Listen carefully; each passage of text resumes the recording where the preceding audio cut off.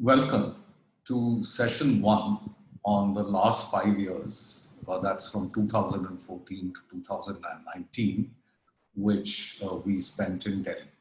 Um, so before we get on to this session, I just like to do a quick recap of the last session of the 5 year period from 2009 to 2014, where I covered the founding of International Innovation Corps with the University of Chicago, and then its offshoot of International Youth for Metros, which we tried to do with Chandrababu Naidu, the Chief Minister of Andhra Pradesh. So IIM never took off, and IIC is still carrying on. But in the period 2009 to 2014, we essentially experimented with trying to do social disruptive innovation in a sort of not-for-profit way.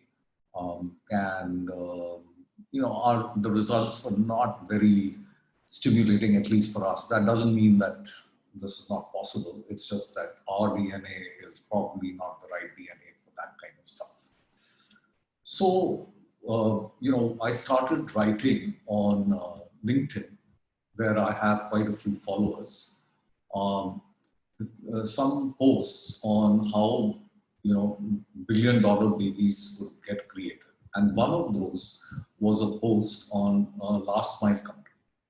Now, this was inspired by Kirana stores, which are there all over India, and Kirana stores basically provide the neighborhood that they serve with things that people need on a daily basis. So they have to stock multiple items from multiple suppliers, and over time, the fast-moving consumer good companies have sort of perfected the art of distribution.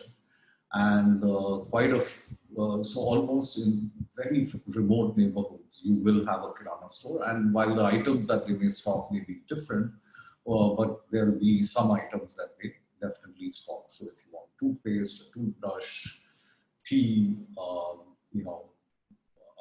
whatever else, soap and things, you will be able to get it. So now with the digital age coming, could this concept of the Kirana stores serving the last mile be enhanced to have them be virtual Kirana stores which supply goods and services to their community? So instead of, say, a financial services company having an insurance agent and a mutual fund agent and a loan agent, could there all be just one agent? And could the government, instead of having someone who does a census, then someone who does advocacy for health, someone who does advocacy for something else, and many kind of workers, have just one agent?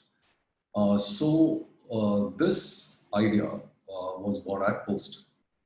Now, Prakash Pai, who was a founder with us in Bharosa Club, the company that we set up in middle 2015, he read this article and got in touch with us. We knew Prakash long back when he was with Nucleus Software and I was with Citibank. So we had interacted briefly, and then later on, I did also do a stint with Nucleus for a few months where I reconnected with Prakash after I'd come back to India.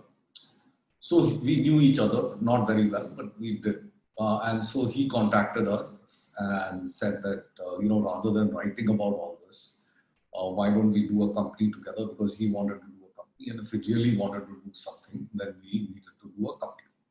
So we started to explore that. And then we said, yes, we can do a company, but we will do a for-profit company, not a not-for-profit company. And we will try and make billions by serving millions. And in financial services, since we were financial services veterans, we knew that there is a lot of bad selling. So could we counter bad selling by doing good selling? So this was one idea. The other idea was this shared utility. So to expand on that a little further, it's like this, that, in financial services, you have a lot of shared utilities like ATM networks, credit bureaus, services and all that. Now, almost every financial services company, and actually even broader than financial services companies, they need to acquire customers, they need to retain customers, they need to service customers. So could a shared utility do that for them rather than they're having to do this individually? So that was the concept of the shared utility.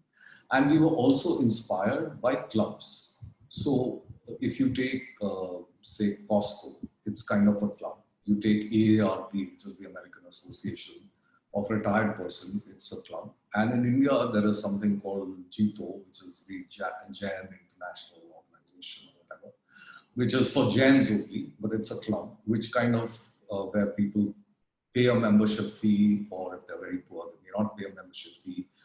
But essentially, they aggregate demand and they then negotiate deals for their club members. So could we combine these ideas and create a company? And that was the idea which led to Bharosa Club being formed and why it was called Bharosa Club. We were also saw later as we moved on that in the last 20 years, that is from 2000 to 2020, India has become quite prosperous and its GDP has increased rapidly.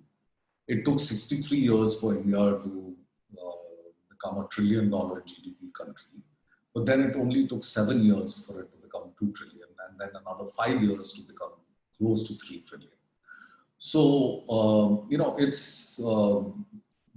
so India has been moving to progress, to prosperity, and maybe COVID-19 will put a temporary dent in that, but it probably will continue on this path, or at least we hope so.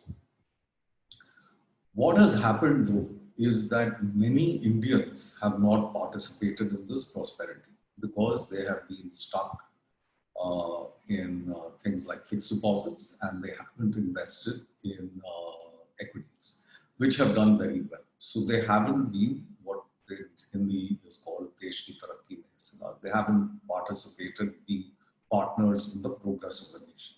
So all this put together led us to found Bharosa Club, which was incorporated on 2nd May 2015. And we capitalized it with 1 crore. Bulk of this was mine, as opposed to when we tried to do Echo, where I had kept only 20% share. So here I wanted to really get into it. And there were small stakes for Sunny, Narang, and Nitin Chaudhary, who had been helping me with various things. So I bounced it off them.